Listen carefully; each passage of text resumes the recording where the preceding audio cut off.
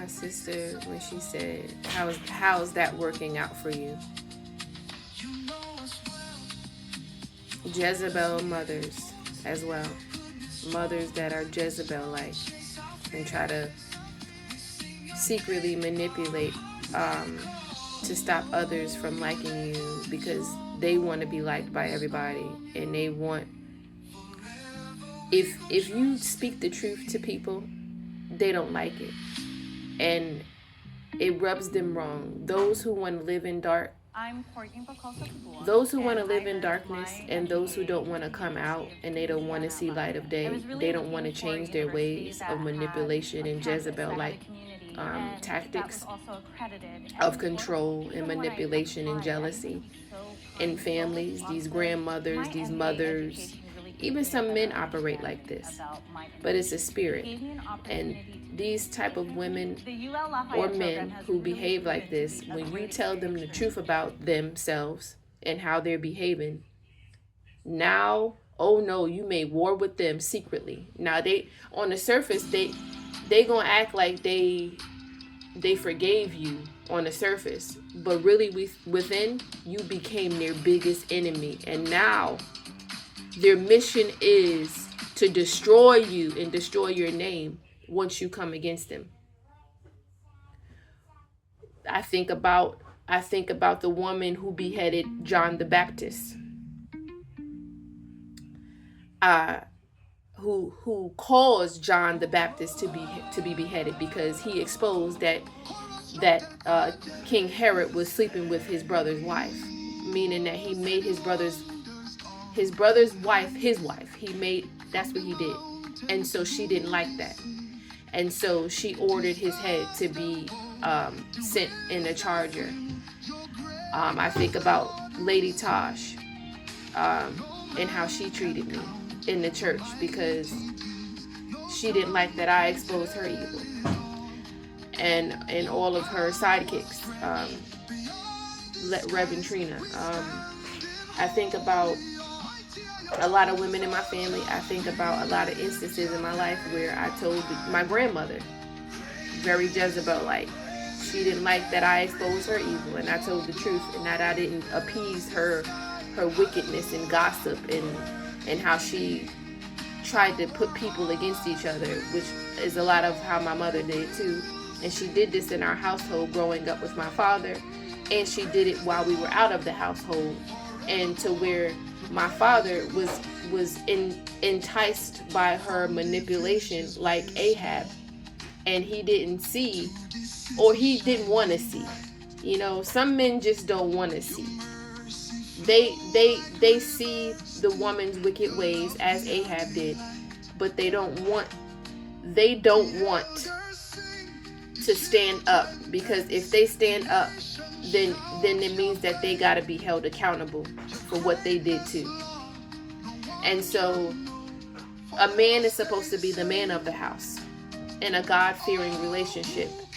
But these men who are not God-fearing, these women who have wives that are not God-fearing, some of them get enticed by the woman to be entangled in their manipulation.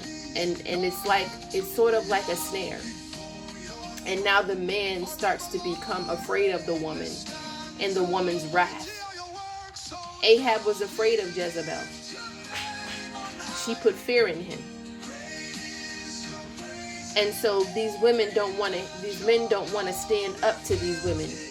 They don't want to receive Jezebel's wrath. And so they're intimidated because they know that there's a wrath, an evil wrath in Jezebel.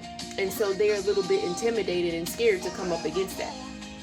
Now, of course, men are stronger than women, but that's why it's called manipulation, because these Jezebel-like women manipulate in fear. You know what I mean? And when you beat down a man so bad to the point that he don't have a voice no more, that man is in a bad place. And now he feels more secure underneath the woman's bosom. And so now anything she says he agrees with, even though he might know is wrong. Just like when Jezebel wanted to take that righteous man's field, and kill him. Ahab knew it was wrong, but he was so manipulated and entangled by Jezebel's snare of fear over him and control. You know what I mean? Because like I said, these men know deep down that they can beat the woman. They can take the woman down. But that's why I said it's a spiritual and more of a, what is it called? It's more of like a reverse psychology. They have, like, you know how people say they got you, like how, for instance, when people say, oh, she's whipped or he's whipped, that's pretty much what it means. It's a psychology that these Jezebel women play on their men. And it's like, ooh, don't come against that woman. Don't stand up. Don't stand up, man. Don't stand up, because you're going to receive her wrath. And so now these men are afraid. Like I said, men know that they're genuinely stronger than a woman, and they could take a woman down. Not that that's okay, but what I'm trying to say is, it's not about a physical strength. It's more, it's like a self-fulfilling prophecy. If that woman has manipulated that man so badly and has his mind, once you have somebody's mind, oh, you could take over their whole body. And so that's what these Jezebel-like women do in families. They put people against each other. They try to play favoritism so that this person can be on their side, so that this way they can manipulate and maneuver. And it's all because they want authority and control. They even use money. They use money to manipulate and control. Oh, let me give this one more money so they be quiet. Let me give this one money so I can have them in my corner. So that, you know, this way when this goes wrong or whatever, you know, or if I gossip too much on this side, then I got this one who gonna hush up because I gave them money. Or if they want to divide a marriage, a lot of these Jezebels try to divide people's marriages and families too. And if they want to do that, they use money. So say if the husband isn't that strong in God, you know, the grandmother, the wife, I mean the grandmother, or even if the wife is not that strong in the Lord, the grandmother or the mother, the great grandmother will use her manipulation tactics to destroy marriages because they're miserable, because maybe their marriage didn't last, or you know, they're miserable in their marriage. Maybe they still have a marriage, but they're miserable in it, and so they don't want to see other people rise. Some women and men in families, they are afraid to see other people rise in the family, even their own sons and daughters. This is how bad that Jezebel spirit is. Their own sons and daughters, they don't even want to see them rise because they're afraid that they may rise above them.